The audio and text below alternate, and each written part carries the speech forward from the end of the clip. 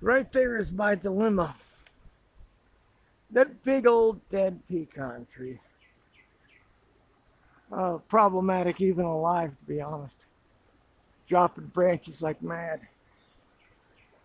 So far, nothing gigantic, like not the whole tree from ground to top.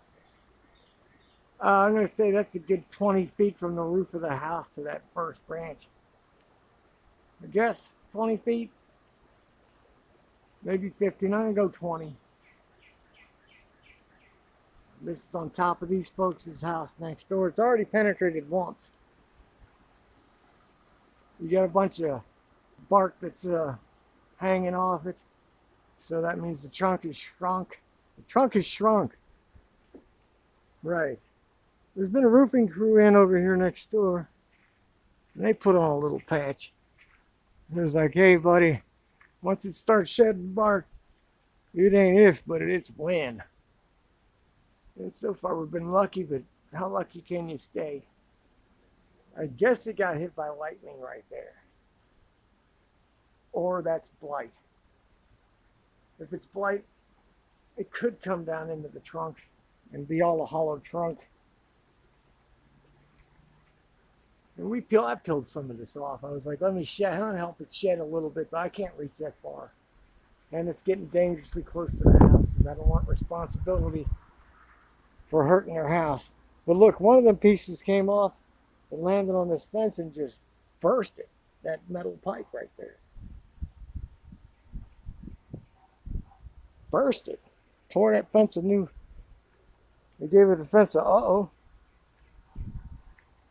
Ripped it out there and kind of burst it. And it wasn't even a big piece. Not compared to what's still hanging up there. I mean, what's hanging up there is just obnoxious. Just massive.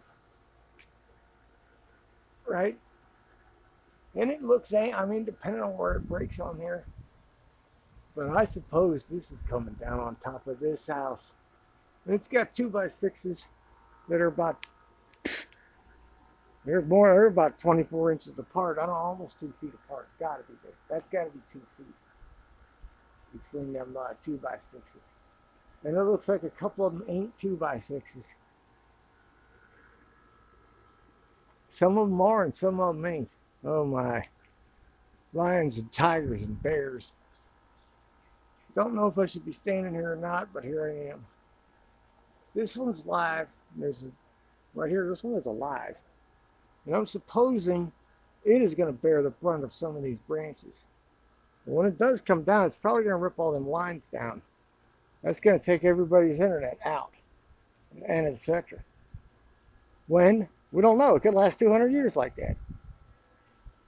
Don't know, but it's been shedding branches to a pretty good extent.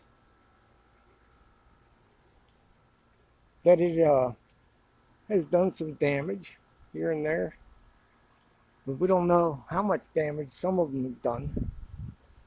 And that's about this is about as much as I could show. This one's live, but it's tilted and weird angled in a weak way, I think. So that's putting some weird. Plus, look at this. I guess this is like a fun thing for somebody to do somehow. But that fence goes through this tree. And the tree grew through it, I guess. I'm sure that is like a huge no-no. But what does it do for this tree? I mean, that is just bizarre. And then, yeah, the tree actually pushed the fence this way and then grew through it.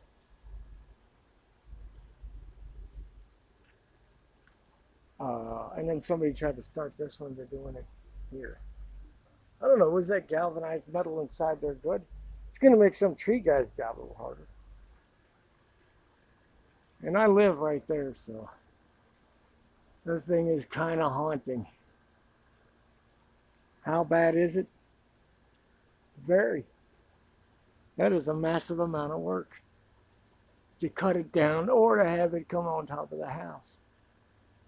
Look at that. Where do you start? I start at the low end or the little bitty ends and just keep on going a little bit at a time. Big piece. There used to be a carport here. It took it out.